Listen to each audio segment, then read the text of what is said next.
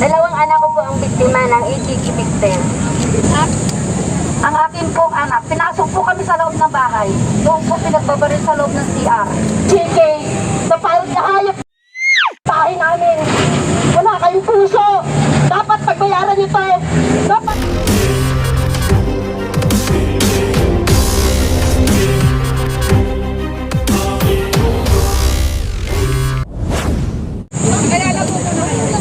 Ito mga kababayan ko, makinig po tayo kasi ito po yung totoong biktima ng extrajudicial killing ni Duterte. Hello. Ako si Abby Makaraig. At pamangkin ko na biktima ng EJK na parang nahayop na pinagagpuntahin namin. Wala kayong puso.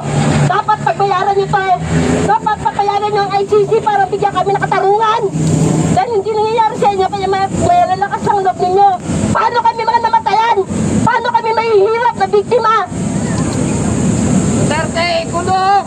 Dapat pakulong ka! Duterte, pati ikaw! Bato, nasali ka rito, isa ka rin! Dahil ikaw ang hepe! Dapat alam mo paano ka magpatakbo ng kapulisan mo! Ako po si Lorna. Ako po si Lorna. Hello. Ako po si Lorna, biktima rin po ang aking anak ng EJK. Sana po matulungan kami ng ICC na makapasok dito para matulungan po lahat ng mga biktimang kagaya ng mga mahal namin sa buhay. Sino po biktima kanina? Ang akin pong anak, pinasok po kami sa loob ng bahay. Doon po sa loob ng CR. Ako po si... Nakakaawa naman. Ako po si Marian. Tagatala. Dalawang anak ko po ang biktima ng EJK victim. Sana naman po, nakikiusap kami sa Senado na wag nila hadlangan yung ICC na pumasok dito sa Pilipinas para makita talaga kung anong katotohanan nangyari sa mga biktima ng EJK na ginawa ni Duterte sa amin. At saka, huwag nila minamaliit nila kami. Bakit mahirap lang kami, hindi daw kami mabigyan ng justisya. At umaasa kami sa ICC na yun na ang makapaniwala sa amin na totoong na biktima kami. Sila lang ng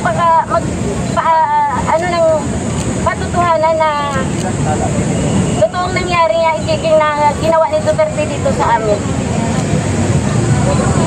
Ma'am, paano po pinaslang yung anak ninyo habang sa kwento nyo po? Yung dalawang anak ko po,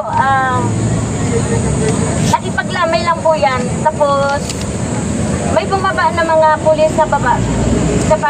Sabay sila. Yung panganay ko po, February, at saka yung pangalawa ko, August, halos masagsagan ng pinag-uutos Duterte yun. Nakukunin lahat, sabay-sabay, kami lahat, halos sabay-sabay yung pinatay yung mga mahal namin sa buhay. Sunod-sunod po yun, gabi-gabi. Halos firework yung lugar namin pag buhay sila ng tao.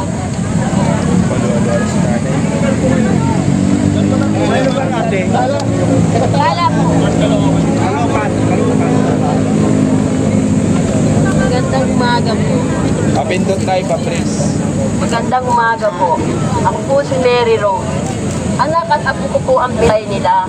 Pinatawag po sa City Hall na sinabing may pag-uusapan lang. Yung pala, binalak na pala po sa yung anak ko.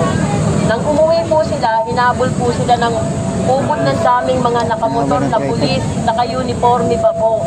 Tapos sinalubong po ulit sila, pinaril po. Nakakaawa naman po yung apo ko kasi wala naman po siyang alam. Sinamahan lang po niya yung tatay niya na pinatawag ng pulis ng Caloocan. Paano po yung mga naiwan nilang anak na amin po ngayong pinag-aaral at inaalagaan? Sana po magigyan ng hustisya ang aming pamilya. Sana po makapasok ang ICC na aming inaasahan na tutulong sa aming mga biktima. Marami pong salamat. minamahal sa buhay. Ano po ang pangalan ng apo ko? Si Roderick, ang anak ko po, si Roderick Nulon.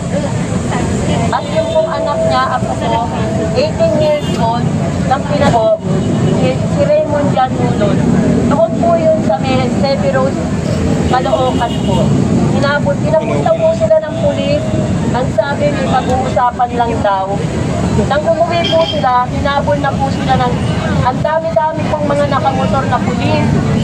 At meron pa po sa malubong sa kanila, pinayin po sila. Marami pong nakakita doon sa may galing po sila ng City Hall ng Caloocan. Ako, City Hall ito na, iliwanagin natin. City Hall po ng Caloocan. City Hall ng Caloocan. Opo, pinatawag po sila doon. North po. Okay po, maraming salamat. Araw ba ito o gabi? Araw po, alas 2 ng tanghali. Pinapunta po siya ng pulis. Pinapunta po siya ng pulis. Inimbitahan siya. Ang sabi, may pag-uusapan daw sila. Pinagdala pa po siya ng halagang 200. Meron daw po silang operation. Yung po pala ay yung anak ko yung operation nila. Dahil nung pong namatay ang anak ko at ako ko, pinuntahan po namin na nakabulagta. Nang dinukot po ng mga pulis yung bulsa, nakita ko po lumabas siya nang itinadala sa kanya. Naisip ko po na yun po pala ang victim, ang sinasabi din ng operation. Ang akala ko lang po, totoo pong kakausapin lang ito ng pulis na tumawag sa kanya. Kilala ko po yung pulis na tumawag sa kanya. Sabi ko lang ay Planting na pala yun. Opo, dahil tinawag po siya ng pulis eh. Kulit-kulit po siyang pumunta doon sa City Hall para daw po mag-usap. Yung po pala, hindi na po pala sila makakauli. Dalawa po silang pinatay. Yung pong ako po, wala namang alam yun. Nagpahatid lang po yung tatay niya sa kanya sa City Hall dahil ayaw pong mag-commute. Ayaw po, pati po yung ako po nadamay. Nakasalukuyan nag-aaral. Wala. So, hindi ngayon na bigyan ng usisya. Hindi po. Meron na dati na Kaya iniintay natin yung ano, Opo, opo, yung ICC lang po ang pwedeng inaasahan namin ng ICC. So, panawagan niyo sa Senado. Ang panawagan ko po sa Senado, sana po papasukin niyo ang ICC dito para po makatulong sa amin. Kasi sila lang po ang inaasahan namin, tutulong sa amin.